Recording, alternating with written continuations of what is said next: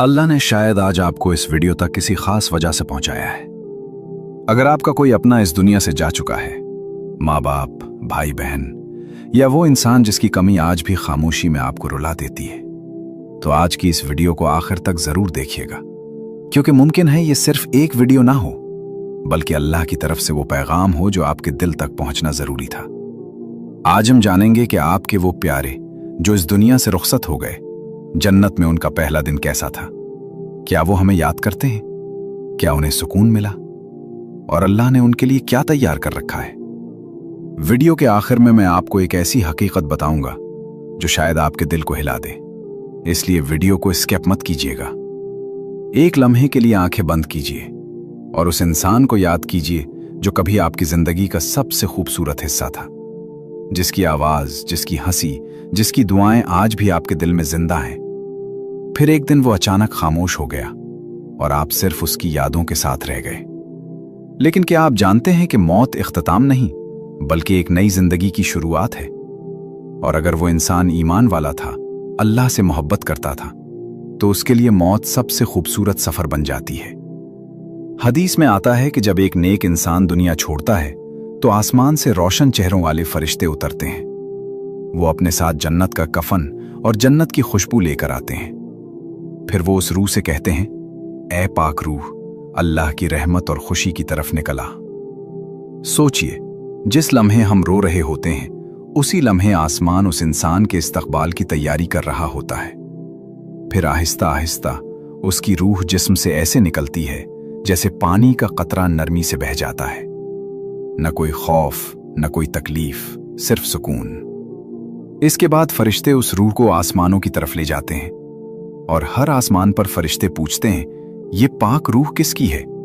फिर जवाब मिलता है, ये फलां इब्ने फलां है, वही इंसान जो दुनिया में अल्लाह को याद करता था। फिर उसके लिए आसमान के दरवाजे खोल दिए जाते हैं। सोचिए, जिस इंसान को हम कब्र में छोड़ आए, अल्लाह उसके लिए आसमानों के दरवाजे खोल देता है। फिर वो लम्हा आता है जिससे हम सब डरते हैं, कब्र, अंधेरी, खामोश और तन्हा कब्र।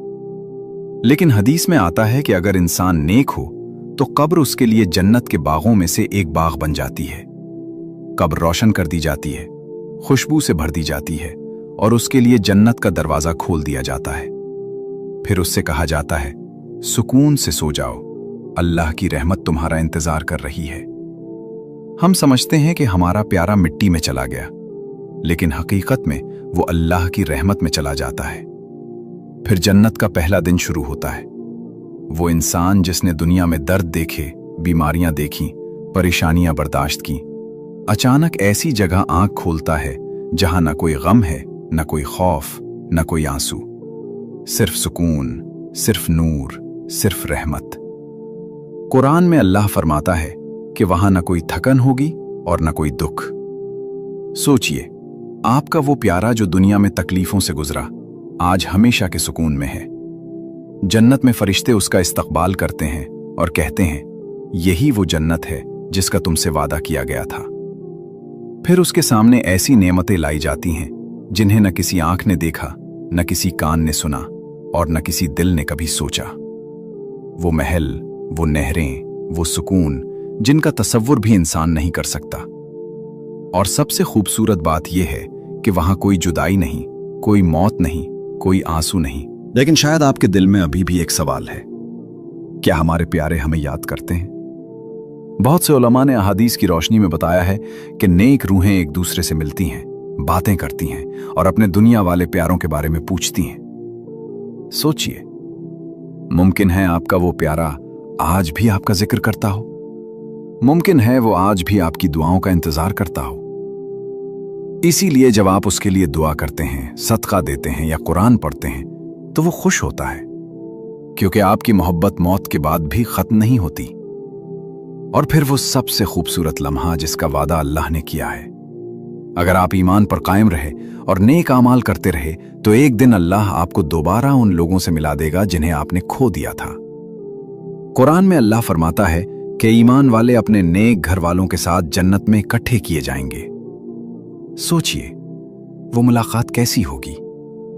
न कोई अस्पताल होगा, न जनाजा, न कब्र, सिर्फ खुशी, सिर्फ मोहब्बत और हमेशा के लिए साथ। अगर आज आपको किसी अपने की बहुत याद आ रही है तो उदास मत हो। मुमकिन है वो आज ऐसी जगह हो जहां दुनिया का हर दुख खत्म हो चुका हो।